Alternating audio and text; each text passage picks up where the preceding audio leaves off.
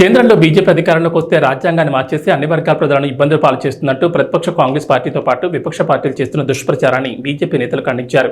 BJP Kakinada city incharge గట్టి సత్యనారాయణ స్వగృహంలో విలేకరులతో సమావేశం నిర్వహించారు. ఈ సందర్భంగా గట్టి సత్యనారాయణ మాట్లాడుతూ 50 ఏళ్ల క్రితం దివంగత పీఎం ఇందిరాగాంధీ తన స్వార్థం కోసం దేశాన్ని చెమ్మచీకట్లో నెట్టేసిందన్నారు.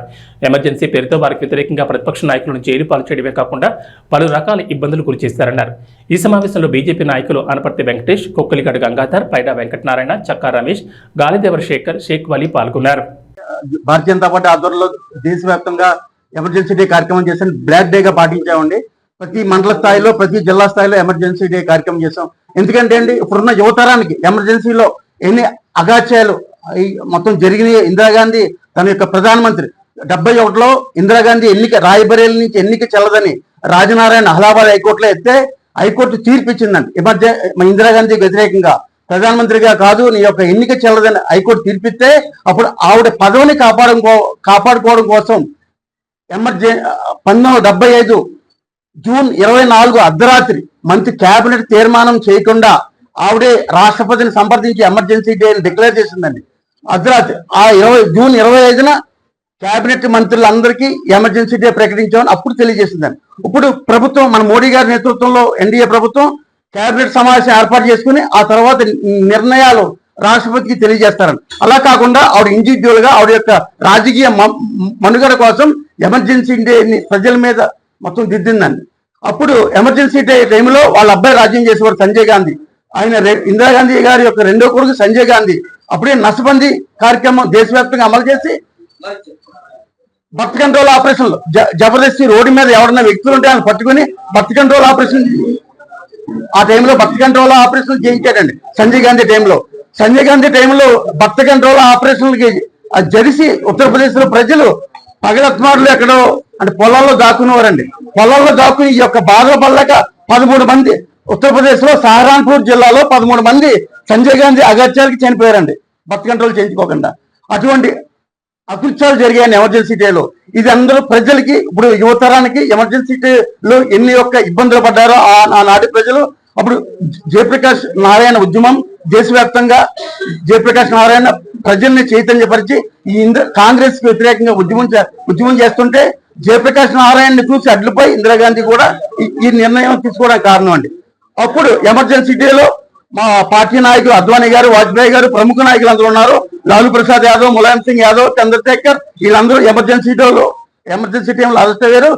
చిన్న ఉదాహరణ మీసా చట్టం అండి, మెయింటెనెన్స్ ఇంటర్నల్ సెక్యూరిటీ యాక్ట్ అండి. అప్పుడు అమలు చేసి మన కాకినాడ సిటీలో కూడా మన లోనాని గారిని ఆ రోజులు అరెస్ట్ చేశారండి. ఆయన కూడా 18 మాసాలు జైల్లో ఉన్నారండి. మా పార్టీలో ఉన్నందుకు ఆయన ఏదో తెలియదు, ఏం కార్యక్రమం చేశారో తెలియదు. పలానా పార్టీలో నువ్వు ఉన్నావు, జనసంఘంలో ఉన్నావు, అరెస్ట్ చేశారండి. అటువంటి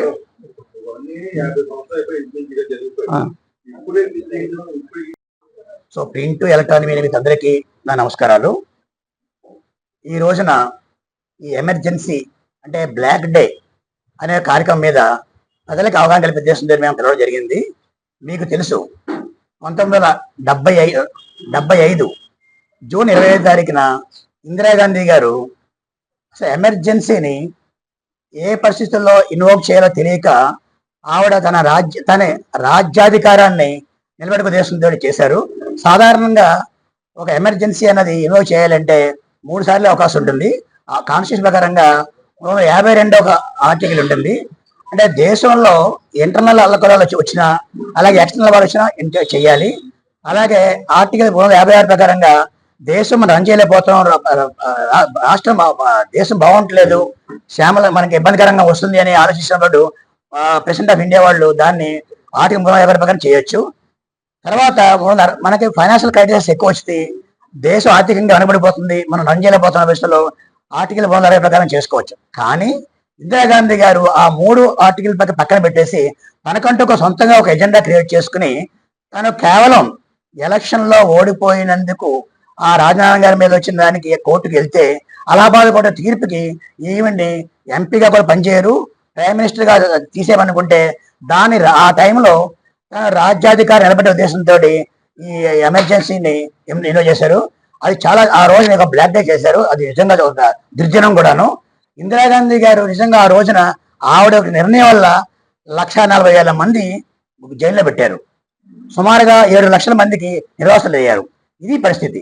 కానీ ఆ రోజునే కాన్స్టిట్యూషన్ ని బ్రేక్ చేసింది కాంగ్రెస్ అయ్యాం. కానీ ఈ రోజున మాత్రం మన వాళ్ళు ఏమంటారంటే బీజేపీ వస్తే, కమల గుర్తు వస్తే రాజ్యాంగం బ్రేక్ చేస్తారు, లేదా రాజ్యాంగం తీసేస్తారు, లేదా ఆర్టికల్ క్యాన్సిల్ చేస్తారని చెప్పడం జరుగుతుంది. ఆవిడ ఆ 21 నెలల్లో 5 సార్లు రాజ్యాంగాన్ని అమెండ్మెంట్ చేశారు. ఎప్పుడూ చేయలేదు. ఈ కాంగ్రెస్ పాలనలో 75 అమెండ్మెంట్ చేశారు. కానీ మా బీజేపీ అనుకూల పరిస్థితులు ఎప్పుడూ చేయట్లేదు. చాలా ఆలోచిస్తుంది. 356 ఆర్టికల్ని 90 సార్లు దాన్ని సొంతగా ఉపయోగించుకున్నారు. ఇది ఒక కాంగ్రెస్ హయాం. ఎందుకని మనం ఈ మిగిలిన ఎలక్ట్రిస్టులు కానీ, ఈ సిపిఎం సిపిఐలు కానీ, అలాగే తర్వాత మా కాంగ్రెస్ వాళ్ళు మోడీ గారు ఎందుకు భయపడుతున్నారు? అసలు బీజేపీ ఎందుకు ఏం చేస్తుంది? కాంగ్రెస్ మనకి మీకు వచ్చింది తెలుసుకోవాలి. ఎప్పటి నుంచో 70 ఏళ్ళ నుంచి సాధించని జమ్మూ అండ్ కాశ్మీర్ విషయాన్ని ఎవరూ చేయలేదు. ఒక మోడీ గారు ఆ జమ్మూ అండ్ కాశ్మీర్ భారతదేశంలో భాగం అయినప్పుడు కూడా దాన్ని వేరే దేశంగా పరిగణించి 2 జెండాలు 2 రాజ్యాంగాలు పెట్టిన విధానాన్ని స్వచ్ఛ ప్రయత్నం అందుకనా? లేకపోతే మీకు మహిళలు, అందులో ముస్లిం మహిళలు పాపం తిబుల్ తలాక్తో నలిగిపోతుంటే ఆ తిబుల్ రద్దు చేసేందుక? భారతదేశంలోనే కాకుండా యావత్ ప్రపంచంలో కూడా హిందువులు రామజన్మభూమి కావాలనుకున్న కోరుకున్న విధానంలో అది నెరవేర్చేందుక? ఎందుకని ఎంతకి కోపం మోడీ గారి మీద? సో ఈ రోజు మోడీ గారు లేకపోతే మీకు తెలుసు, గత 60-70 ఏళ్ళ నుంచి మన కాంగ్రెస్ ప్రభుత్వంలో మన ఆర్థిక పరిస్థితి 11వ స్థానం ఉండేది. 10 ఏళ్ళలో దాన్ని 5వ స్థానం తీసుకొచ్చారు. ఆయన విధానం ఏంటంటే వికసిత భారత సంకల్ప భాగంలో 3వ స్థానం తీసుకొచ్చే ప్రయత్నం చేస్తాయి. ఇది మన మోడీ గారి వల్ల మన భారతదేశం వచ్చే లాభాలు. ఇవన్నీ మర్చిపోయి కాంగ్రెస్ ఇతర పార్టీలు మన బీజేపీ ఉన్న వాళ్ళందరూ కూడా కావాలనే మోడీ గారి మీద బురద ప్రయత్నం చేసుకుంటూ మాట్లాడితే రాజ్యాంగాన్ని మార్చేస్తారు, క్యాన్సిల్ చేస్తారని మాట చెప్తారు. ఇప్పటికైనా పెద్దలు దయచేసి రాహుల్ గాంధీ గారు, మల్లికార్జున ఖర్గే గారు కానీ, అఖిలేష్ యాదవ్ గారు కానీ, మమతా బెనర్జీ గారి మీద ఆలోచించుకోండి. ఈ రోజున కానీ మోడీ గారు మన ప్రధాని కాకపోతే మన దేశం ఎక్కడ ఆలోచించుకోండి. ప్రపంచ దేశాలలో కూడా మన దేశం ఈరోజు అగ్రస్థానం నడుస్తుందంటే కేవలం మోడీ గారు, విజయ ప్రభుత్వమే. ఇది నిర్ణయించుకుని దయచేసి మీ మీడియా మిత్రులందరూ కూడా ఈ ఎమర్జెన్సీని ప్రవేశపెట్టిన ఇందిరాగాంధీ గారు ఆ రోజు మన రాజ్యాంగం ఎంత తుట్టుపడిచారు, అలాగే న్యాయ వ్యవస్థను ఎంత అన్యాయం చేశారు, ముఖ్యంగా మా మీడియా మిత్రులు అందరికీ మీడియాని అని తొక్కేశారు. ఇవన్నీ గుర్తుపెట్టుకుని ప్రజలకు తెలియాలి అని రానున్న కాలంలో యువతను తెలియజేస్తుందో ఈ కార్యక్రమం తలపెట్టాం. తీసుకెళ్తారని మనకు మరొకసారి పోయి కోరుకుంటూ ఈ ప్రోగ్రామ్ అని ప్రజల్లో అవేర్నెస్ తీసుకోవాలని మసారి నేను కోరుకుంటూ సెలవు తీసుకున్నాను. Thank you very much.